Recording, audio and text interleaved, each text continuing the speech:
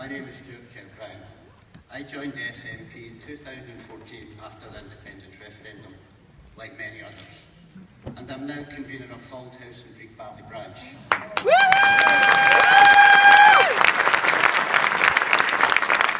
not sure how that happened, but there you go. I'm here today to support Angela Constance, our MSP, and to second her resolution on the establishment of a Child Poverty Act. Aye, I did just say Child Poverty Act. In Scotland, in 2016, one of the world's richest nations, a modern, progressive country, an utterly unacceptable situation.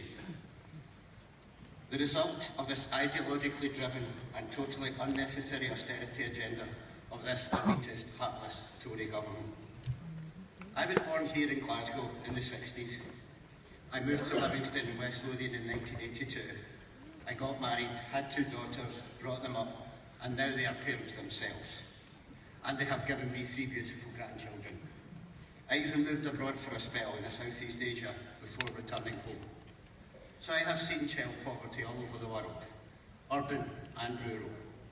West Lothian, like most of Scotland, has both. From the aforementioned Livingston to Bathgate, Broxburn, to the ex-mining villages of Storyburn, Whitburn and Fald House. It's in these mining villages that rural child poverty adds its own unique complications to an already difficult situation. Where geography means getting meaningful and well-paid employment, education, training is harder for parents. Where fuel costs are high and unreliable public transport can make it strenuous to keep a job, and heaven forbid that if a late bus leads to a delayed appointment with the DWP and a systematic, vindictive Tory sanction.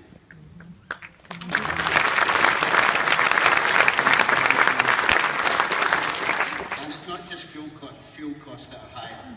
The costs of the basics we take for granted are too. Food, clothing, energy to heat homes. Homes that, due to age or poor maintenance, are far from energy efficient. A vicious circle. Childcare is also not so readily available. And when employment is found, it often leads to working unsociable hours, where the vital and indispensable relationship between parents and children is negatively affected. All these factors, whether in isolation or together, rural or urban, produce a tremendous amount of stress on parents, struggling with insufficient funds to make ends meet, trying to live a dignified and respectful life against impossible odds. It impacts both their physical and mental health, affecting their ability to be the best parents that they can, leading to children suffering. Suffering that in this day and age is cruel and unnecessary. Please support this resolution and help end the blight of child poverty in Scotland. Thank you.